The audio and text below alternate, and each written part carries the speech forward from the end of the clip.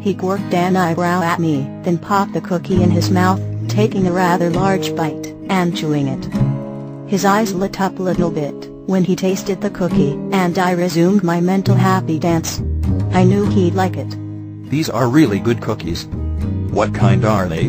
His velvety voice finally spoke after he finished chewing. I lifted one side of my mouth into a grin. Double fudge rendezvous, I answered quietly. He hummed while chewing another bite, and swallowing. That's a rather odd name for a cookie. He questioned. I shrugged. I always get inspirations from events that happen in my day. Then I named the cookie after it. I stated coolly. Last night I made bloody noodles. I added with a smirk. Edward was silent for a moment before throwing his head back in laughter, both startling and dazzling me at the same time. Once he composed himself, he turned towards me, amusement lighting up his features and a half grin on his face. That's fucking priceless. You'll have to make me a batch of those sometime. He winked. Yes, he winked. Good God, he winked. I took a moment to compose the 17-year-old giggling girl inside of me before agreeing with a nod. We were silent again for a few minutes, just gazing out at the moonlit river through the mist of the rain that was barely falling, and eating our double fudge rendezvous. My head was swimming with the fact I was so comfortable around this guy when, if it were anyone else, I was positive I'd be shaking and looking for escape routes. What are your nightmares about? Edward asked in a whisper, breaking me from my thoughts. I turned towards him, his gaze fixed on his hands. I found not really wanting to relay my sordid past to him. When I didn't answer, his green eyes met mine, and he frowned. You don't have to tell me, I was just curious. I wasn't trying to pry. He said softly with a sincere expression. No. I said quickly. It's okay, really. I don't really talk about it to anyone.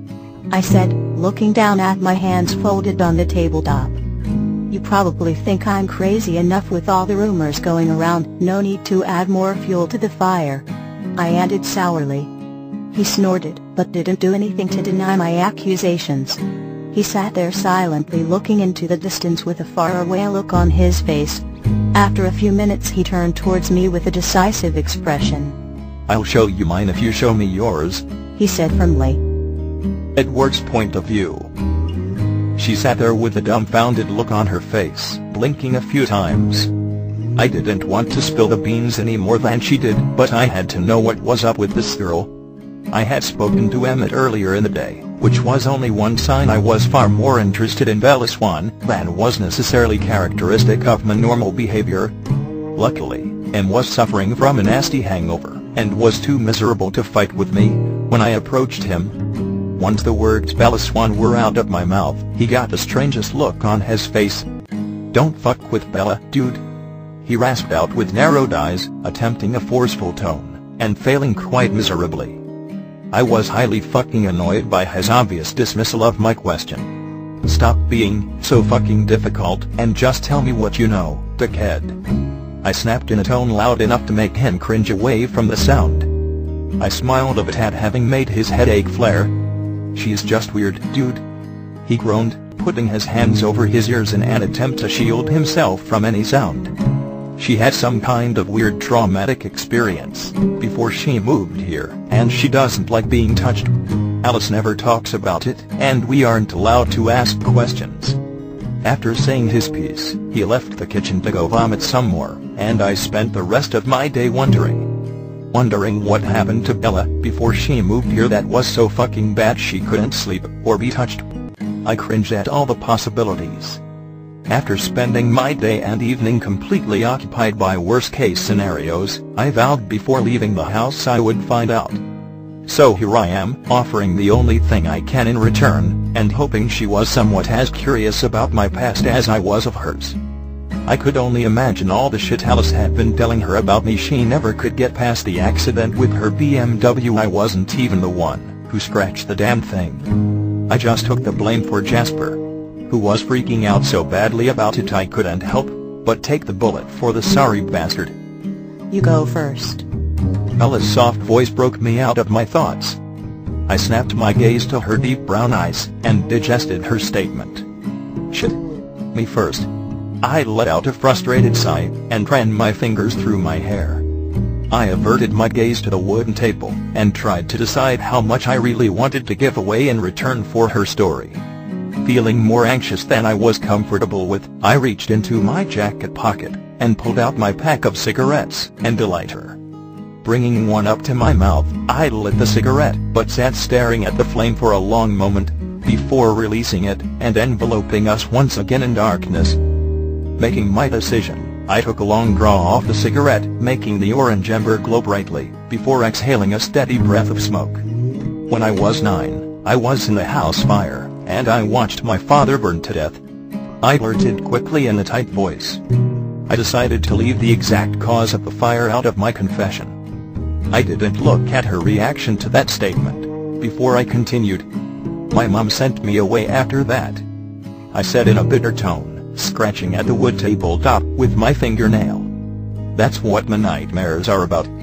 Some nights it's the fire, other nights it's about her leaving. Sometimes they're about the fucked up things that happened to me in foster homes. I finished with a shrug and took another deep drag from my glowing cigarette. She was quiet for a moment, so I looked up at her to gauge her reaction. Her wide, worn brown eyes were filled with shock, concern, and pity. I fucking hated seeing people looking at me with pity, so I averted my gaze back towards the river with a sour look on my face.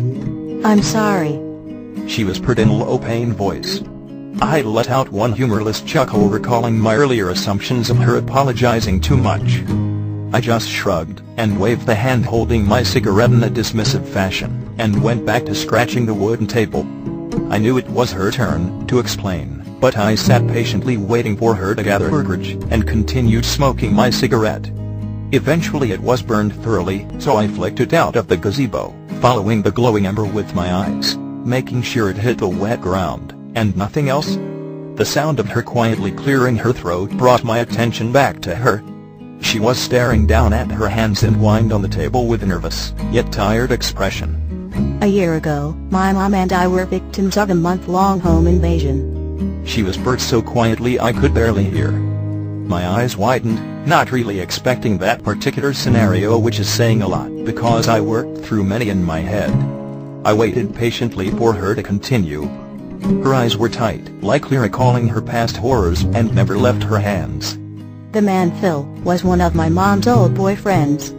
He broke in and held us in the house for almost 4 weeks. She paused then, darting her eyes around the yard in front of her like someone was going to jump out of the darkness unexpectedly. She licked her lips and started again. He tortured my mother and me, doing awful things. She shuddered and closed her eyes tightly. I wanted to reach out to her and comfort her in some way, but knew I couldn't. Emmett told me she didn't like being touched. So I just sat and listened, hoping my mere presence gave her some amount of comfort. He killed her in front of me, she added in an emotionless voice, now staring in the direction of the river with a hard look marring her features. Then she crossed her arms on the table in front of her and laid her head down on them, facing me. That's what my nightmares are about, she finished in a tired, slurred voice, and closed her eyes. I knew instinctively that she was editing the experience, making it seem less bad, for reasons I didn't know. But seeing as how I did the same thing, I let the matter drop. I got the general idea of what happened. It was awful to think of Bella being tortured. I wanted to ask her what happened to the Phil guy, but when she opened her eyes to meet my gaze again, her expression made it clear the discussion was closed. And I didn't want to upset her further, so I just nodded and gave her a small smile, showing her I didn't think she was crazy. She attempted to return it, but it came out more like a grimace, so she busied herself by eating another cookie. I turned forward then, and began digesting Bella's story. After a long while, I decided, since her incident happened recently, I could most likely find more information regarding it on the internet. So, Bella spoke in lighter tone, finally breaking the silence. Her head was still lying on her arms. What's your favorite cookie? She asked with a small smile, obvious trying to change the course of conversation. I returned her grin and laid my head down on my arms facing her, and mirroring her pose.